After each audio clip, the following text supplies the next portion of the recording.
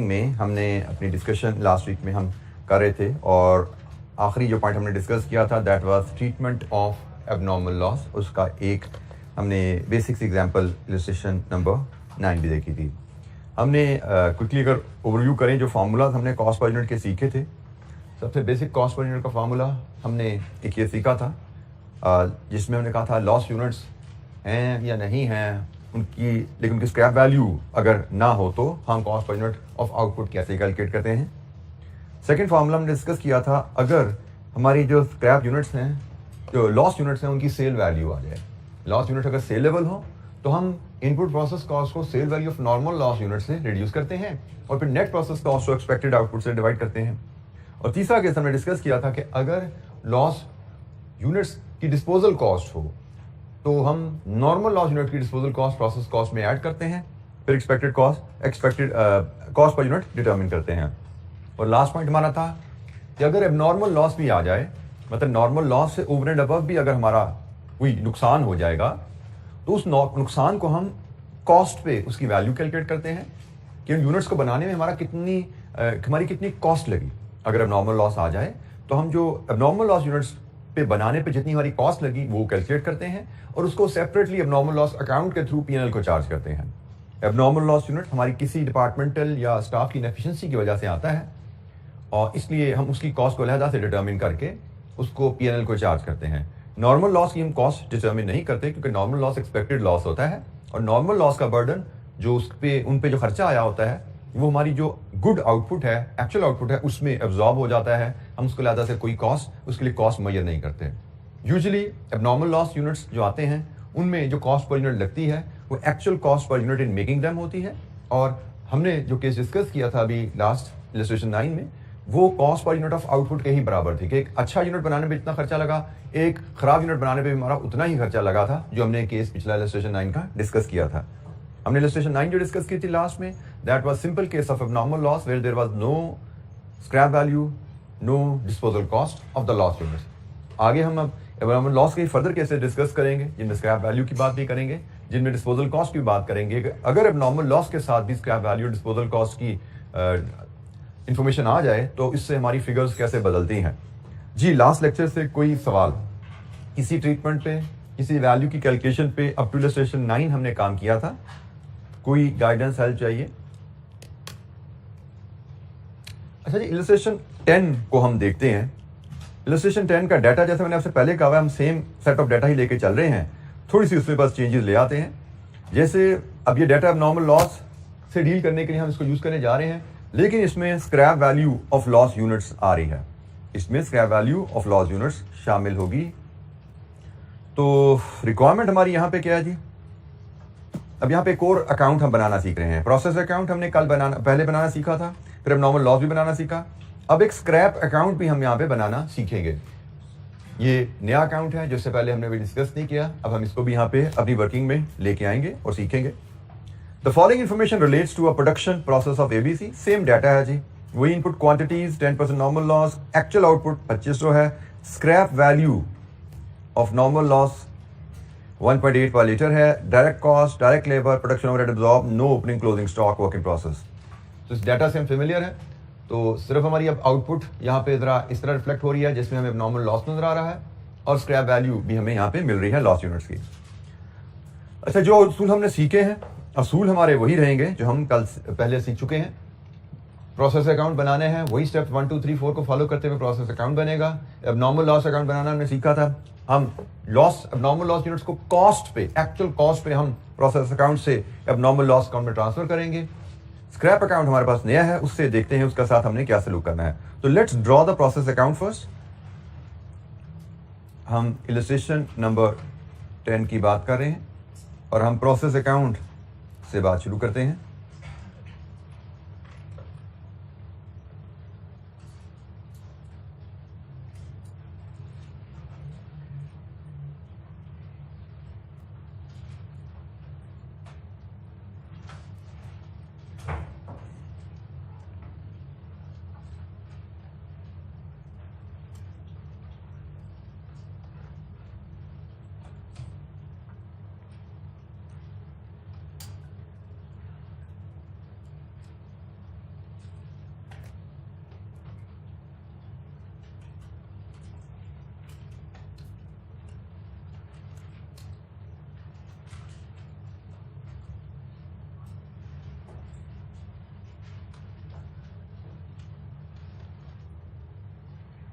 हमें process account बनाना है, हमें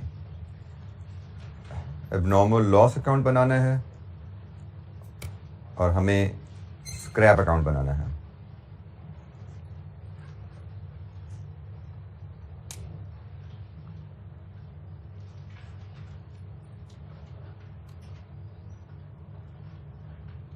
स्क्रैप अकाउंट अब हम एक नया अकाउंट बनाना सीखेंगे, इससे पहले हमने नहीं बनाया।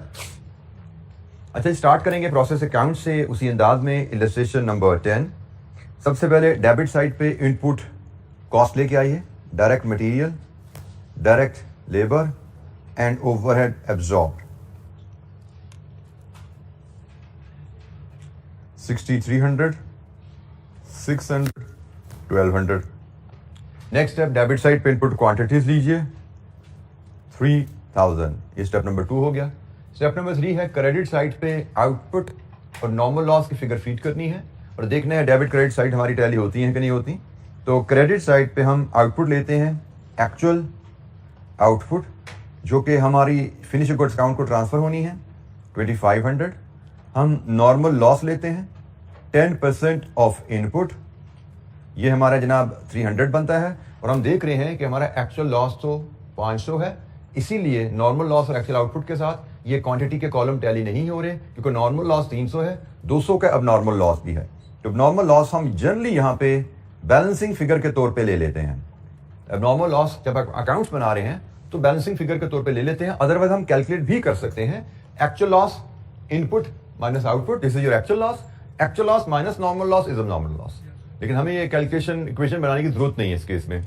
हम बैलेंसिंग फिगर के तौर पे नॉर्मल लॉस की फिगर को यहाँ पे लेते हैं और हम देखते हैं कि हमारी क्वांटिटीज की साइड 3000 पे टैली हुई। इसके बाद हमने कहा था जब हमें आउटपुट की वैल्यूएशन करनी है, लास्ट स्टेप पे ये जो हमारी आउटपुट्स आ रही हैं 2500 का एक्चुअल आउटपुट आई है, 300 का नॉर्मल लॉस हुआ है, 200 का नॉर्मल लॉस हुआ है, इनकी वैल्यू लेके आनी है, इनके केस यहाँ वैल्यू लेनी है ताकि हमारी क्वांटिटीज के कॉलम भी टैली होकर क्लोज हो। और इसमें हमने एक बात सीखी थी कि नॉर्मल लॉस यूनिट को सबसे पहले डील कर देते हैं, इनको हम वैल्यू सिर्फ एक सूरत में देते हैं जब इनकी सेल वैल्यू हो। तो यहां पे जनाब सेल वैल्यू है, यहां पे सेल वैल्यू है, क्या है जी सेल वैल्यू 1.8। अच्छा जी, नॉर्मल लॉस यूनिट जब सेलेबल होते हैं तो सेल वैल्यू पे उनको स्क्रैप अकाउंट में ट्रांसफर किया जाता है। नॉर्मल लॉस यूनिट जब सेलेबल होते हैं तो उनको सेल वैल्यू पे स्क्रैप अकाउंट में ट्रांसफर किया जाता है। सेल वैल्यू हमारी है 1.8, तो कितनी वैल्यू बनी जी है 540। स्क्रैप अकाउंट में नॉर्मल लॉस सेलेबल है तो यहां ट्रांसफर किया जाता है, लिखा जाएगा प्रोसेस अकाउंट से नॉर्मल लॉस यूनिट्स आए हैं, ये 300 यूनिट्स हैं और इनकी 540 वैल्यू है। हम पहले भी नॉर्मल लॉस की स्क्रैप वैल्यू से डील कर चुके हैं, लेकिन उस वक्त हमारी रिक्वायरमेंट थी नई चीज स्क्रैप अकाउंट बनाना, तो हमने इसको ड्रॉ नहीं किया। अब हमारी रिक्वायरमेंट है तो हमने स्क्रैप अकाउंट को भी ड्रॉ कर लिया है। So normal loss units sale value पे स्क्रैप अकाउंट को ट्रांसफर किए जाते हैं। इसके बाद आगे की कहानी एक्चुअल आउटपुट की, अब नॉर्मल लॉस की। इन दोनों के बारे में हमने सीखा हुआ है, एक्चुअल आउटपुट और एबनॉर्मल लॉस दोनों हो cost per unit of output पे वैल्यू होते हैं कि एक यूनिट को बनाने में कितनी कॉस्ट लगी एक्चुअल आउटपुट, एक यूनिट को बनाने में कितनी कॉस्ट लगी एबनॉर्मल लॉस। और हम बात कर चुके हैं कि इस केस में जितने पैसे हमें यहां पे एक यूनिट बनाने में लगे हैं उतने ही खर्चा यहां पे एक यूनिट बनाने में लगे हैं, बट फर्क सिर्फ क्या हुआ कि इन यूनिट में कोई डिफेक्ट आ गया जिसकी वजह से सेलेबल नहीं है। कॉस्ट इन दोनों पे हमारे इस केस में बराबर ही लगी है, तो हम कॉस्ट पर यूनिट कैलकुलेट करेंगे वर्किंग से 1 की मदद से और उस पे हम वैल्यू कर लेंगे एक्चुअल आउटपुट को। Working 1 cost per unit of output, इस केस में जो फॉर्मूला रहेगा that will be input process cost minus scrap value of normal loss over expected output. हमारी इनपुट प्रोसेस कॉस्ट यहां पे रही हुई है 8100, scrap value of normal loss 540 है और एक्सपेक्टेड हमारी आउटपुट 3000 का 90% है। तो बताइए कॉस्ट पर यूनिट इज 2.8। ये हमारी कॉस्ट पर यूनिट है, इस पे हमें वैल्यू करना है फिनिश गुड्स को भी और इसी पे हम वैल्यू करेंगे अब नॉर्मल लॉस को भी, क्योंकि हमें एक यूनिट बनाने पे जो खर्चा आ रहा है वो 2.8 है। वो यूनिट इंस्पेक्शन से ओके हो गया है या इंस्पेक्शन में रिजेक्ट हो गया है, हमारा खर्चा था 2.8 लग गया, तो जनाब 2.8 पे ही हम वैल्यू करेंगे इसको और 2.8 पे ही हम वैल्यू करेंगे इसको। तो जनाब फिनिश गुड्स 2.8 इंटू 2500 जी 7,000 और एबनॉर्मल लॉस 2.8 इंटू 200 560। अब आप देख सकते हैं हमारी डेबिट क्रेडिट साइड्स वैल्यूज में भी टैली हो गई हैं। प्रोसेस अकाउंट हमारा क्लोज हो गया है, लेकिन एबनॉर्मल लॉस को हमने यहाँ से एबनॉर्मल लॉस अकाउंट में ट्रांसफर करने हैं। हम यहाँ पे लिखे हैं कि प्रोसेस अकाउंट से 200 यूनिट्स 560 पे यहाँ पे ट्रांसफर हुए। प्रोसेस अकाउंट हमारा कंप्लीट हो गया है। फिनिश गुड्स को 2500 यूनिट्स 2.8 के हिसाब से ट्रांसफर हो गए हैं। लॉस्ट यूनिट्स जो नॉर्मल लॉस थे वो सेल वैल्यू पे स्क्रैप अकाउंट पे चले गए हैं। एबनॉर्मल लॉस यूनिट्स भी कॉस्ट पे एबनॉर्मल लॉस अकाउंट को चले गए हैं। Process account debit credit quantities में भी और वैल्यूज में भी क्लोज है। जी नहीं क्वेश्चन प्रोसेस अकाउंट से रिलेटेड कोई सवाल? जी बेटा बिल्कुल है स्क्रैप वैल्यू बेटा। Lost units are saleable loss, ये वाले भी बिकेंगे ये वाले भी बिकेंगे। अभी हम उससे डील करने जा रहे हैं। लॉस्ट यूनिट्स सेलेबल हैं, टोटल के टोटल 500 लॉस्ट यूनिट सेलेबल हैं। वो तो हमारी अकाउंटिंग के लिए हमने इनको अलग किया, अदरवाइज 500 यूनिट तो कट्टे डंप हुए एक साइड पे पड़े हुए। ये खराब है जी 500 यूनिट, 3000 में से 500 खराब हो गए साइड पे पड़े हुए। वो तो हमारी अकाउंटिंग है कि हम इनको अलग रखते हैं। 500 में से 300 हम कहते हैं नॉर्मल है, 200 नॉर्मल है। तो 300 को स्क्रैप वैल्यू पे हम स्क्रैप अकाउंट में ले गए हैं और 200 की कहानी अभी हमने क्लोज करनी है। अब नॉर्मल लॉस अकाउंट हमारा क्लोज नहीं हुआ, इवन स्क्रैप अकाउंट हमारा क्लोज नहीं हुआ, इनको भी हमने क्लोज करना है। अच्छा, ये नॉर्मल लॉस के बारे में हमने लास्ट लेक्चर में जो बात की थी कि इन यूनिट्स को बनाने में हमारा 560 लगा, ऐसा ही है। इन यूनिट्स को बनाने में हमारे 560 रुपए का खर्चा लगा। और लास्ट लेक्चर में चूंकि लॉस यूनिट सेलेबल नहीं थे तो हमने कहा जी सारे का सारा नुकसान हो गया, 560 का 560 पीएनएल को चार्ज कर दो। अब हम दोबारा वही बात करते हैं, इन यूनिट्स को बनाने में हमारा 560 लगा, बट क्या ये सारे का सारा पैसा डूब गया? Answer no, these units are saleable, जिसमें से कुछ अमाउंट तो रिकवर हो सकती है, सारा नहीं डूबा। तो जनाब जो अमाउंट रिकवर हो सकती है एबनॉर्मल लॉस यूनिट्स को भी स्क्रैप अकाउंट में ट्रांसफर कर दीजिए उस अकाउंट उस वैल्यू पे एट द रेट ऑफ 1.8। तो जनाब 200 यूनिट 360 पे ये भी स्क्रैप अकाउंट में ले जाएंगे। ये आप कहेंगे एबनॉर्मल लॉस से आए हैं 200 यूनिट्स और ये 360 पे आए हैं।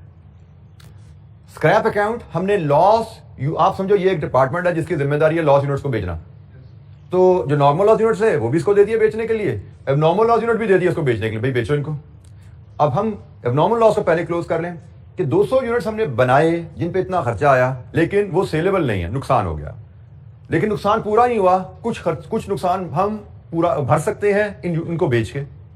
सारा पैसा नहीं डूबा, कुछ पैसा हम रिकवर कर सकते हैं लॉस यूनिट्स को बेच के। तो जो पैसा रिकवर कर सकते हो वो रिकवर करो। आपका इन यूनिट पे बनाने में 560 लगा था, इनमें से 360 आप रिकवर कर लोगे, तो डूबा कितना पैसा, नुकसान कितना हुआ? ये जनाब पीएनएल को चला जाएगा। ये इस तरह आप अपना एबनॉर्मल लॉस अकाउंट क्लोज करेंगे।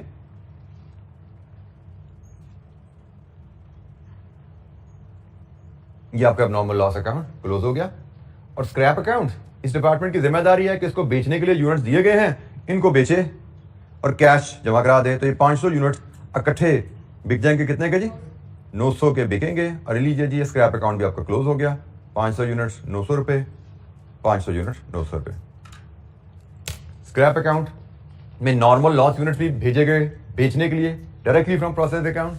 स्क्रैप अकाउंट में एबनॉर्मल लॉस यूनिट भी भेजे गए बेचने के लिए एबनॉर्मल लॉस अकाउंट से।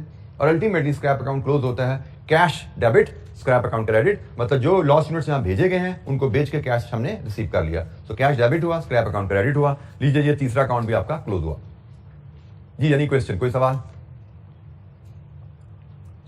अगर लॉस यूनिट की सेल वैल्यू आ जाए तो नॉर्मल लॉस यूनिट की सेल वैल्यू प्रोसेस अकाउंट को क्रेडिट की जाती है, क्योंकि नॉर्मल लॉस की सेल वैल्यू से हम प्रोसेस कॉस्ट को रिड्यूस कर लेते हैं। और एबनॉर्मल लॉस यूनिट्स की sale value abnormal loss account को क्रेडिट की जाती है, क्योंकि एबनॉर्मल लॉस की सेल वैल्यू हमारी एबनॉर्मल लॉस अमाउंट को रिड्यूस करने में हेल्प करती है। हमारा 560 रुपए लगा था इन यूनिट्स को बनाने में, रिजेक्ट हो गए यूनिट्स, सेलेबल नहीं है लेकिन एज अ फिनिश प्रोडक्ट, लेकिन एज अ स्क्रैप बेच के 560 में से 360 हम रिकवर कर लेते हैं। हमारा एक्चुअल लॉस इस नलायकी की वजह से, स्टाफ की नेग्लिजेंस की वजह से वो 200 रुपए का है। जी एनी क्वेश्चन, कोई सवाल? अब इस एग्जांपल में हमने नॉर्मल लॉस को भी देखा, एबनॉर्मल लॉस को भी देखा। नॉर्मल लॉस की ट्रीटमेंट की रिवीजन होगी है, एबनॉर्मल लॉस की ट्रीटमेंट हमने यहां पे फर्स्ट टाइम देख ली स्क्रैप वैल्यू के साथ।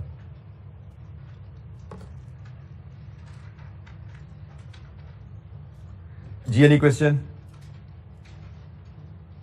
किसी ट्रीटमेंट पे, किसी कैलकुलेशन पे कोई गाइडेंस चाहिए? Process account, abnormal loss account and scrap account. अच्छा, इलस्ट्रेशन नंबर 11 देखते हैं। एबनॉर्मल लॉस भी है यहाँ पे और डिस्पोजल कॉस्ट भी है। और ये चीज़ तो हमें पता ही है भाई, एबनॉर्मल लॉस जब भी होगा नॉर्मल लॉस तो होता ही होता है, क्योंकि abnormal loss is the loss in excess of abnormal loss. ठीक है जी, abnormal loss is the loss in excess of normal loss. तो यहाँ पे हम नॉर्मल लॉस की रिवीजन भी होगी और एबनॉर्मल लॉस को भी सीख लेंगे। डिस्पोजल कॉस्ट का केस आ गया जी। डेटा जैसे मैंने कहा था हम सिमिलरली लेके चल रहे हैं, वही input quantities 10% of input normal loss है, एक्चुअल आउटपुट है। अब यहाँ पे लेकिन क्या हुआ, डिस्पोजल कॉस्ट आ गई। इलस्ट्रेशन 10 के मुकाबले में यहाँ पे सिर्फ ये चेंज आ गई है, वहाँ पे स्क्रैप वैल्यू थी लॉस यूनिट्स की, यहाँ पे disposal cost of loss units है। इसके बाद direct material, labour and overhead. अच्छा जी, रिक्वायरमेंट कहाँ है, क्या है यहाँ पे जी, process account and abnormal loss account. क्योंकि यहाँ पे सेल वैल्यू नहीं है तो इसके स्क्रैप अकाउंट यहाँ पे नहीं बनता। ठीक है, जब लॉस यूनिट्स सेलेबल होते हैं तो स्क्रैप अकाउंट भी बनाया जा सकता है, लेकिन जब लॉस यूनिट सेलेबल नहीं है तो स्क्रैप अकाउंट की वहां पे जरूरत नहीं है। तो यहाँ पे जनाब हमें डिस्पोजल कॉस्ट है स्क्रैप यूनिट की, उसके हिसाब से हमें दो अकाउंट बनाने को कहा गया है, प्रोसेस एंड एबनॉर्मल लॉस। तो जनाब लेट्स ड्रॉ द अकाउंट।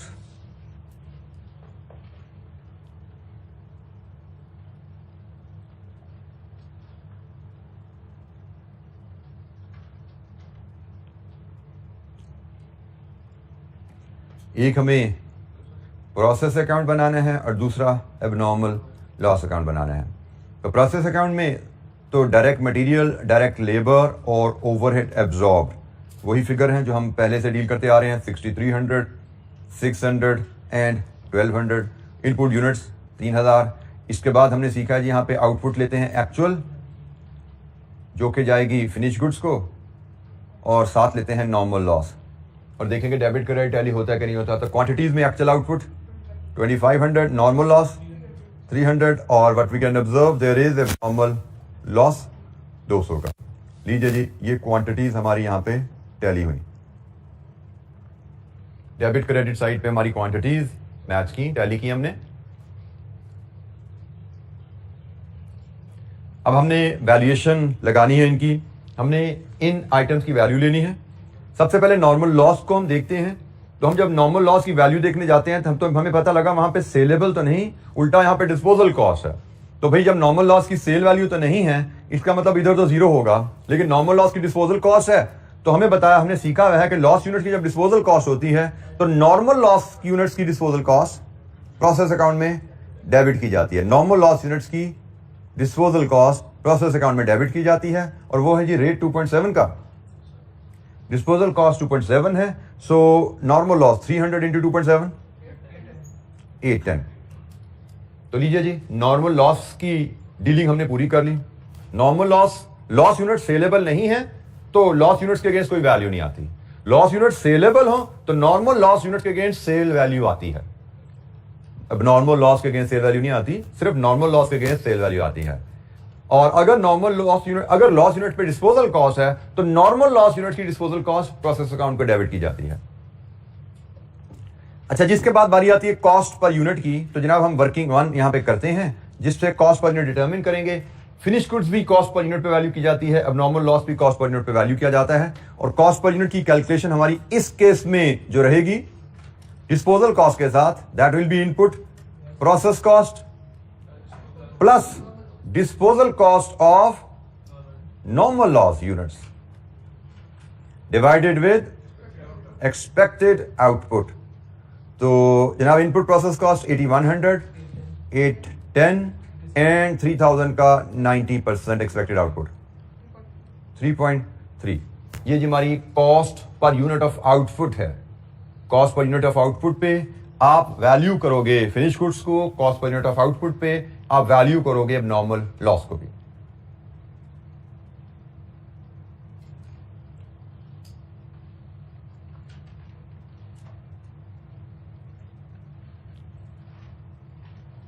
अच्छा जी, cost per unit of output 3.3 into 2500 8250, और इसी अंदाज में एबनॉर्मल लॉस भी 3.3 पे 660। लीजिए जी, 8910 पे हमारी 8910 पे ये साइड्स हमारी टैली होगी, और एबनॉर्मल लॉस को हम अब ट्रांसफर कर देंगे एबनॉर्मल लॉस अकाउंट में। हमने कहा जी प्रोसेस अकाउंट से हमारे 200 यूनिट्स खराब हुए जिनकी वैल्यू 660 है, अब नॉर्मल लॉस अकाउंट में ले आए। जी जनाब, एनी क्वेश्चन? अच्छा, ये नॉर्मल लॉस यूनिट्स की हमारी डिस्कशन क्या होती है? इन यूनिट्स को बनाने में हमारा ये खर्चा हुआ, और क्या ये सिर्फ हमारा इतना ही नुकसान है नेग्लिजेंस की वजह से? Answer is no. ये तो इन यूनिट्स पे बनाने पे खर्चा लग गया, किसी स्टाफ की नेग्लिजेंस की वजह से ये यूनिट सेलेबल नहीं है, तो ये तो हो गया डूब गए पैसे। लेकिन इशू ये है कि हमारे इस केस में सिर्फ ये नहीं डूबे, क्योंकि इन यूनिट्स के खराब होने की वजह से इन पे डिस्पोजल कॉस्ट भी तो लगेगी। तो जनाब एबनॉर्मल लॉस यूनिट की डिस्पोजल कॉस्ट आप यहां पे लेके आओगे 2.7 के हिसाब से। कितना बना? 540। अब ये अमाउंट आपकी पीएनएल को चार्ज जाएगी, ये बनती है जी 1200। ये आपकी अमाउंट पीएनएल को चार्ज जाएगी, और इस तरह आप अपने अकाउंट को, एबनॉर्मल लॉस अकाउंट को क्लोज करोगे। तो असूल यहां पे हमने क्या सीखा कि लॉस यूनिट्स सेलेबल है, तो नॉर्मल लॉस यूनिट्स की सेल वैल्यू प्रोसेस अकाउंट को क्रेडिट होगी, एबनॉर्मल लॉस यूनिट की sale value abnormal loss account को क्रेडिट होगी। अगर लॉस यूनिट्स पे डिस्पोजल कॉस्ट इनकर हो रही है, तो नॉर्मल लॉस यूनिट की डिस्पोजल कॉस्ट प्रोसेस अकाउंट में डेबिट होगी, एबनॉर्मल लॉस यूनिट की process account abnormal loss account में डेबिट होगी। ठीक हो गया? तो है सेल वैल्यू और डिस्पोजल कॉस्ट की ट्रीटमेंट का इशू, लेकिन नॉर्मल लॉस की सेल वैल्यू डिस्पोजल कॉस्ट वो दोनों प्रोसेस अकाउंट में डील की जाती हैं। एबनॉर्मल लॉस की सेल वैल्यू है या डिस्पोजल कॉस्ट है, वो एबनॉर्मल लॉस अकाउंट में डील की जाती है। ये जी हमारी ट्रीटमेंट के कुछ तरीके हैं जो हमने सीखे। Any question? कोई सवाल? बेटा हमने नुकसान 810 का नहीं हुआ, हमारा नुकसान जो हुआ ये तो बेटा नुकसान जरूर है, बट ये नॉर्मल लॉस का नुकसान, इट वाज एक्सपेक्टेड, ये तो होना ही था। ये तो एक नॉर्मल लॉस एक तरह का हमारा प्रोसेस कॉस्ट का हिस्सा बन जाता है ना, प्रोडक्शन प्रोसेस का हिस्सा है। तो नॉर्मल लॉस यूनिट्स की स्क्रैप वैल्यू है, उसको भी यहां एडजस्ट करना है, डिस्पोजल कॉस्ट है, उसको भी यहां पर एडजस्ट करना है। नुकसान हमारा क्या हो गया है कि भाई ये 200 यूनिट यहां पे होने चाहिए थे, हमारी आउटपुट एक्सपेक्टेड 2700 थी, हमें यहां पे 2700 यूनिट्स की प्रोडक्शन मिलनी चाहिए थी। नुकसान हमारा ये हो गया है कि हमारा 200 यूनिट्स हमारे जो हमारे हिसाब से हमारे फिनिश प्रोडक्ट में जाने चाहिए थे वो खराब हो गए। ये यूनिट्स खराब हो गए हैं, इनको बनाने पे हमारा 660 रुपए का खर्चा ऑलरेडी लग चुका है। इनको बनाने पे 660 लगा, तो इसको तो भाई प्रोसेस अकाउंट से 660 तो निकाल लो, क्योंकि 3.3 के हिसाब से यूनिट बने हैं, 3.3 के हिसाब से ये यूनिट फिनिश गुड्स में ले जाओ, और 3.3 के हिसाब से ये यूनिट खराब हो गए हैं, इनको एबनॉर्मल लॉस अकाउंट में ले आओ।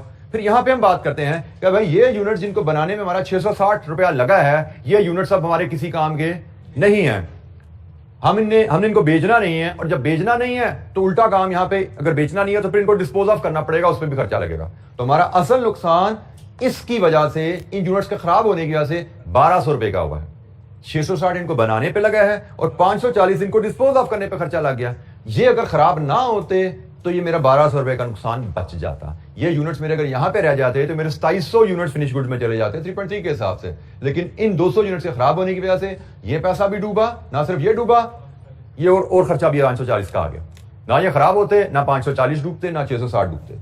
इनकी खराबी की वजह से मेरा 1200 का नुकसान हुआ है। ये नुकसान मेरा नुकसान नहीं है, ये मेरे प्रोसेस का हिस्सा है, ये इनएविटेबल है, ये अनअवॉइडेबल है। इसको मैं नुकसान नहीं समझता, इसको मैं प्रोसेस कॉस्ट का हिस्सा समझता हूं कि ये तो जरूरी है, इसके बगैर प्रोडक्शन हो ही नहीं सकती।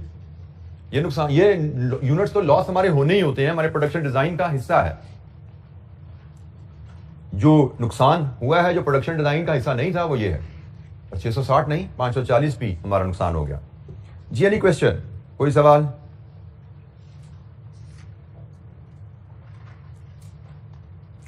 अच्छा जी, इसके बाद इलस्ट्रेशन 12 और क्वेश्चन नंबर 1 की एग्जांपल 1 to 4 आपकी होम असाइनमेंट है। Illustration 12 and question 1 example 1 to 4 ये आपकी होम असाइनमेंट है। ये नोट्स में भी आपके मार्क हैं, लिखी हुई है चीजें। हम आगे चलते हैं अब एबनॉर्मल गेन की तरफ। अब हम एबनॉर्मल गेन की तरफ चलते हैं कि एबनॉर्मल गेन को कैसे हमने ट्रीट करना है। एबनॉर्मल गेन की ट्रीटमेंट को समझने के लिए एक सबसे आसान जो एक जुमला है ना, अगर आप याद रख लो तो एबनॉर्मल गेन की ट्रीटमेंट आपको समझ आ जाएगी। पहली बात, एबनॉर्मल गेन होता क्या है?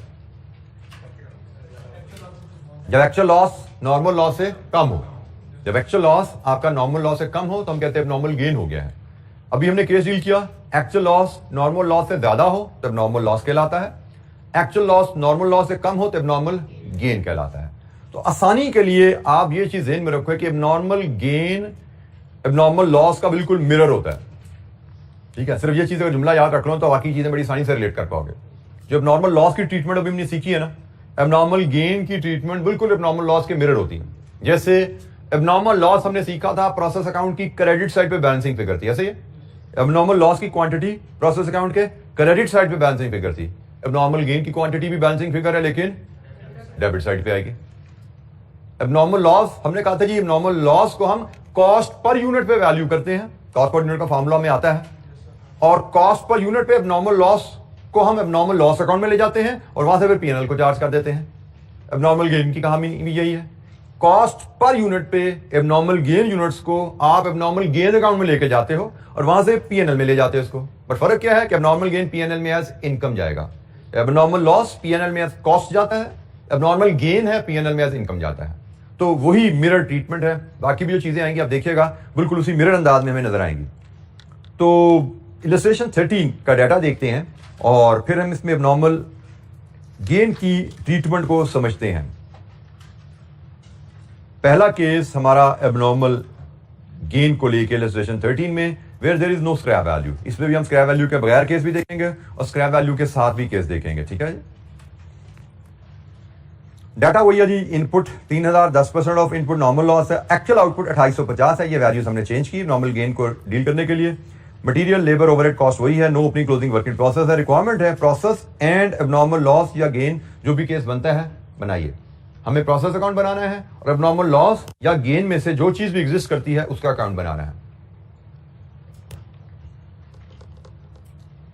तो डाटा जैसे मैंने कहा हमारे लिए फेमिलियर है, हम इस डाटा को लेके एक प्रोसेस अकाउंट और एक एबनॉर्मल गेन अकाउंट शायद जहां बनना है वो हम बनाने जा रहे हैं। Illustration number 13।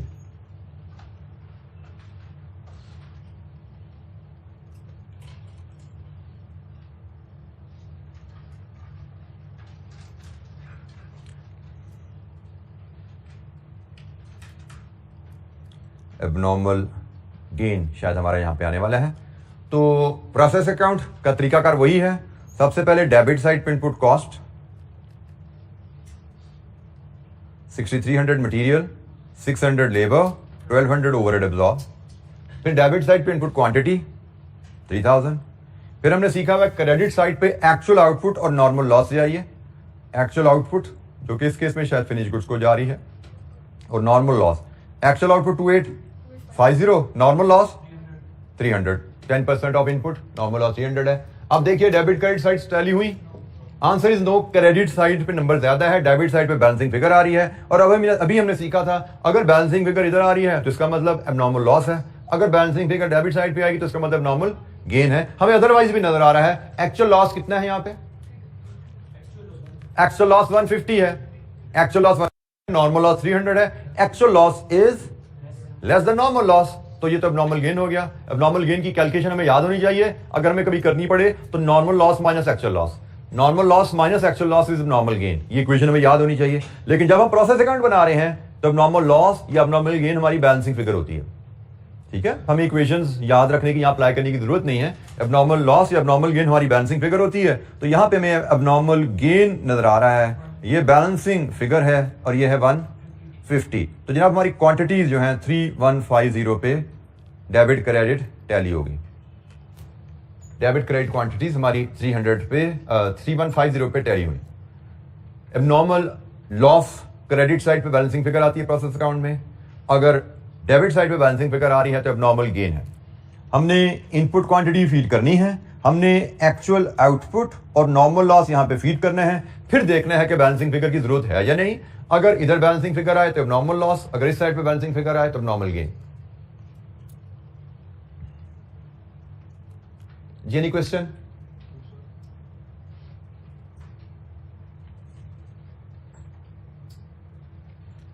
अच्छा, नेक्स्ट स्टेप हमने कहा था जी अब बारी है वैल्यूएशन की।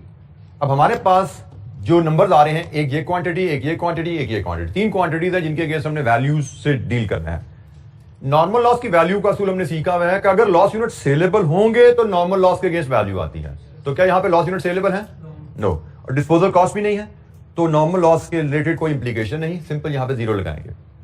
अगर नॉर्मल लॉस सेलेबल होते हैं तो यहां पे उनकी क्रेडिट साइड पे सेल वैल्यू आ जाती है। अगर लॉस यूनिट्स पे डिस्पोजल कॉस्ट आती है तो नॉर्मल लॉस की डिस्पोजल कॉस्ट प्रोसेस अकाउंट को डेबिट हो जाती है। बट यहां पे ना सेलेबल है यूनिट्स ना डिस्पोजल कॉस्ट का केस है, तो जनाब जीरो।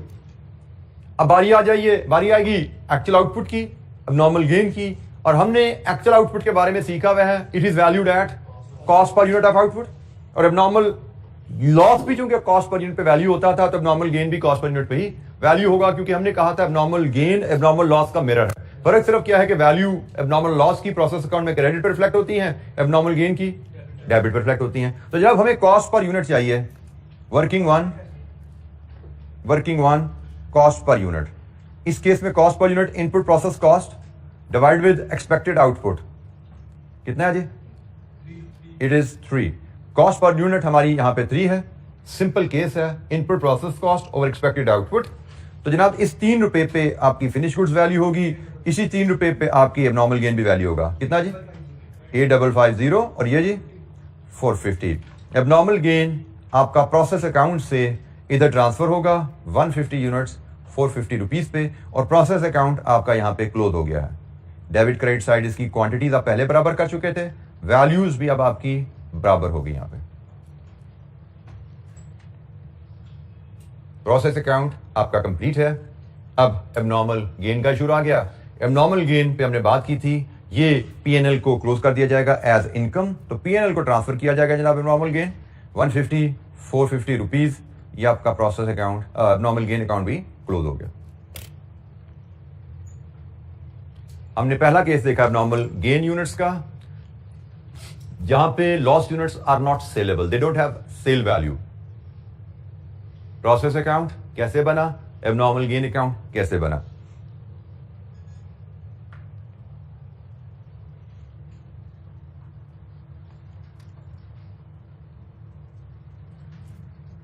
जी जनाब, एनी क्वेश्चन, कोई सवाल? जी बेटा, एब्नॉर्मल गेन अकाउंट कैसे बनाया? मतलब बेटा वो अमाउंट उधर से इधर ट्रांसफर, डबल एंट्री फॉलो करो, ये डबल एंट्री है, डेबिट क्रेडिट, ठीक हो, ये डबल एंट्री है। आपने प्रोसेस अकाउंट को क्लोज कर दिया एंट्री के बाद, एब्नॉर्मल गेन अकाउंट में ये क्रेडिट बैलेंस पड़ा हुआ है, इसको आप पीएनएल में ट्रांसफर करोगे, डेबिट हो रहा है एब्नॉर्मल गेन, क्रेडिट हो रहा है पीएनएल, एब्नॉर्मल गेन इनकम गई वहां पे। जी जनाब, एनी क्वेश्चन, कोई सवाल?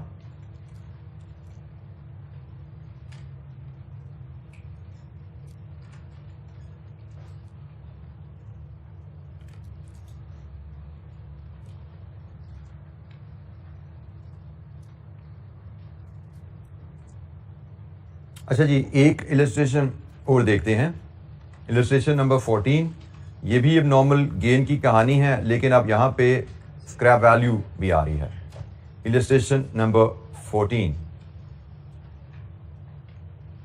डाटा जैसे मैंने आपसे कहा हुआ है, सिमिलर डाटा हम लेके चलते हैं। सिर्फ अब चेंज जो आई है पिछले साल के मुकाबले में, पिछले इलस्ट्रेशन के मुकाबले में, यहाँ पे स्क्रैप वैल्यू की एडिशनल इन्फॉर्मेशन आ गई है। इलस्ट्रेशन 13 से 14 में this is the only change, बाकी सारे डाटा वही का वही, no opening no closing working process. Requirement है प्रोसेस अकाउंट, एब्नॉर्मल लॉस या गेन एंड स्क्रैप, क्योंकि अब sale value of loss units आ गई है, तो sale value of loss units के साथ ही स्क्रैप अकाउंट भी बनाया जा सकता है, जो कि यहाँ पे उसने रिक्वायर किया। तो अब ये सवाल जरा आपकी तवज्जो चाहेगा, इसमें थोड़ी सी एक पॉइंट ऐसा आता है जिसपे स्टूडेंट को जरा सी कंफ्यूजन क्रिएट होती है। ऑल्दो उस कंफ्यूजन को हल करने का तरीका मैंने आपको समझाया हुआ है कि जहां पे भी एब्नॉर्मल गेन की ट्रीटमेंट में कोई जरा से भी दिक्कत आए तो आपने समझ लेना है भाई एब्नॉर्मल गेन एब्नॉर्मल लॉस का मिरर होता है, कि अगर ये केस में एब्नॉर्मल लॉस होता तो हम क्या करते हैं, एब्नॉर्मल गेन है मिरर कर दो। चले खैर, हम शुरू करते हैं। 3 अकाउंट्स बनाने हैं, process, abnormal gain and scrap. तो इन अकाउंट्स को ड्रॉ कीजिए पहले, फॉर्मेट तीनों का, फिर हम इसको बिल्डअप इनका देखते हैं।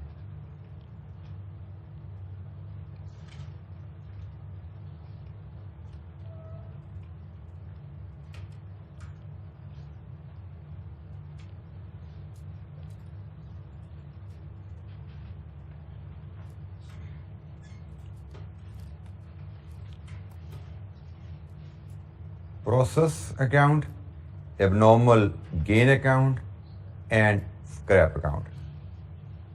प्रोसेस अकाउंट बनाना, सबसे पहले डेबिट साइड पे input cost direct material, direct labour and overhead absorb 60, 300, 600 and 1200.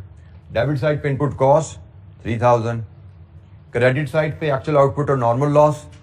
Actual output जो कि इस केस में हमारी फिनिश गुड्स कहलाएगी और नॉर्मल लॉस जो कि है 300, 2850. Next step, debit credit side of quantities tally कीजिए. टैली हो रही हैं? Answer is no. There appears to be a balancing figure in debit side which will be abnormal gain, और वो 150 का आ रहा है जी. लीजिए जी, ये डेबिट क्रेडिट आपकी 3000 पे टैली होगी क्वांटिटीज.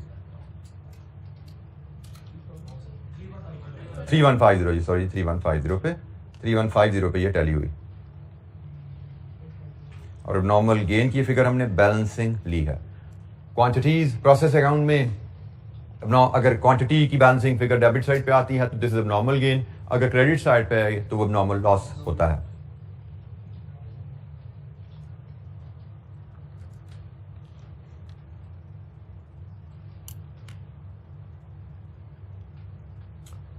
अच्छा जी, अब वैल्यूएशन की बात आई. 1, 2, 3 ये क्वांटिटीज हैं, इनके अगेंस्ट वैल्यू की बात करनी है. तो सबसे पहले नॉर्मल लॉस की वैल्यू. नॉर्मल लॉस के अगेंस्ट वैल्यू कब आती है? जब लॉस यूनिट सेलेबल होते हैं. तो यहां पे तो लॉस यूनिट सेलेबल हैं 1.8 के हिसाब से. तो जनाब 1.8 के हिसाब से स्क्रैप अकाउंट में इनको ट्रांसफर किया जाएगा. 540 रुपीज पे ये स्क्रैप अकाउंट में ट्रांसफर हुए. प्रोसेस अकाउंट से नॉर्मल लॉस यूनिट्स के 300 यूनिट्स 540 स्क्रैप वैल्यू ये ट्रांसफर हो गई. Debit scrap account, credit process account with 540. Debit scrap account 540, credit process account 540. ये क्या तरीकाकार बेसिकली क्या हम कर रहे हैं? प्रोसेस कॉस्ट को 540 से रिड्यूस कर रहे हैं. कॉस्ट डेबिट हुई हुई है 8100 की, 540 उसमें से रिकवर हो रही है नॉर्मल लॉस के थ्रू. 540 हमने ले लिया. एक्चुअल आउटपुट उसका तरीकाकार हमने सीखा हुआ है. Working one cost per unit पे, नॉर्मल गेन भी कॉस्ट पर यूनिट पे. जनाब वर्किंग वन इस केस में कॉस्ट पर यूनिट क्या आ रही है? 8100 minus 540 over 2700 expected output. It is 2.8. तो जनाब इस 2.8 पे आप वैल्यू करेंगे फिनिश गुड्स को और इसी 2.8 पे आप वैल्यू करेंगे अब नॉर्मल गेन को. तो फिनिश गुड्स की वैल्यू 7980 420. ये नॉर्मल गेन यहां पे ट्रांसफर हुआ और अब ये प्रोसेस अकाउंट क्लोज हुआ 8520 पे. 8520 debit credit process account close. जी जनाब, एनी क्वेश्चन? अच्छा जी, अब यहां पे तो जो चाहिए आपकी थोड़ी टेंशन चाहिए. एबनॉर्मल लॉस अकाउंट को हम कैसे क्लोज करते हैं जब sale value of loss units हो? तो एबनॉर्मल लॉस यूनिट्स को हम सेल वैल्यू पे स्क्रैप अकाउंट पे क्लोज करते हैं. ऐसे ही है जी. Abnormal loss units scrap value पे स्क्रैप अकाउंट में ट्रांसफर किए जाते हैं और बैलेंसिंग फिगर पीएनएल को जाती है. यही सीखा था ना हमने. Mirror. Abnormal gain units scrap value पे स्क्रैप अकाउंट में ट्रांसफर किए जाएंगे और बैलेंसिंग फिगर पीएनएल को जाएगी. ये बात सुनने में आपको थोड़ी सी आउट ऑफ प्लेस लगती है, लेकिन जरा परफॉर्म कर लें एंट्री पहले जैसे कहा हुआ है, फिर इसकी लॉजिक भी देखते हैं. हमने कहा जी जिस तरह एबनॉर्मल लॉस यूनिट को सेल वैल्यू पे स्क्रैप अकाउंट में भेजा जाता है, इसी तरह एबनॉर्मल गेन यूनिट्स को भी सेल वैल्यू पे स्क्रैप अकाउंट में भेजो. तो जनाब स्क्रैप अकाउंट में भेजो. क्या रेट है स्क्रैप वैल्यू का? 1.8. तो 150 यूनिट्स 1.8 पे 270. ये जी स्क्रैप अकाउंट में एबनॉर्मल गेन से आए 150 यूनिट्स 270 पे. अब एबनॉर्मल गेन अकाउंट को क्लोज कर दो पीएनएल में. Debit abnormal gain account, credit PNL. कितना जी? 150. लीजिए जी, एबनॉर्मल गेन अकाउंट भी आपका क्लोज हो गया.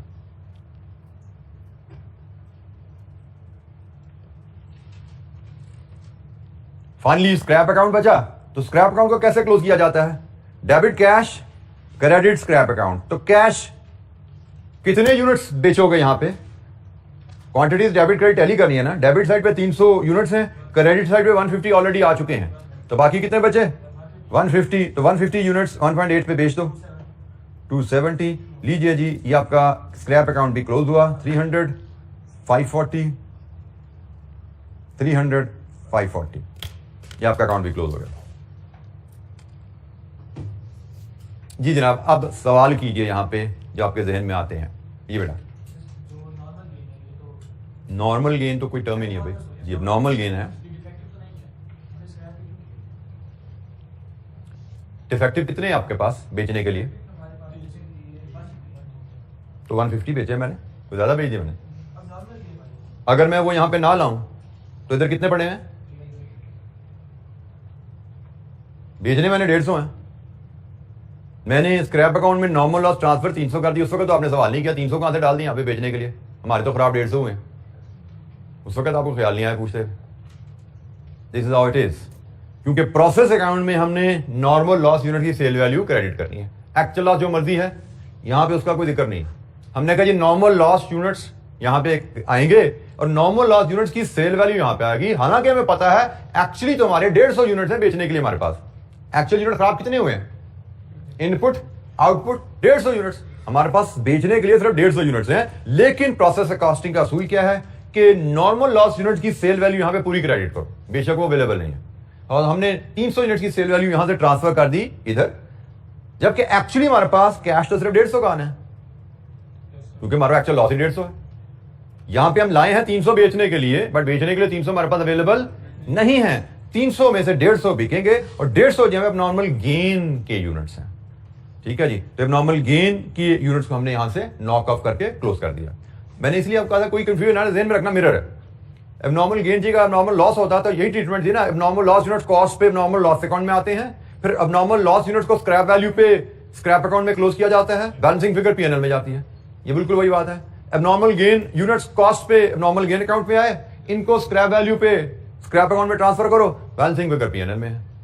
वही ट्रीटमेंट है। इसका रिजल्टेंट क्या हो रहा है कि इनकम भी हमारी एडजस्टेड पीएनएल में जा रही है और स्क्रैप अकाउंट भी हमारा क्लोज हो पा रहा है। अगर ये एंट्री आप नहीं करते तो स्क्रैप अकाउंट क्लोज कैसे होता है आपका?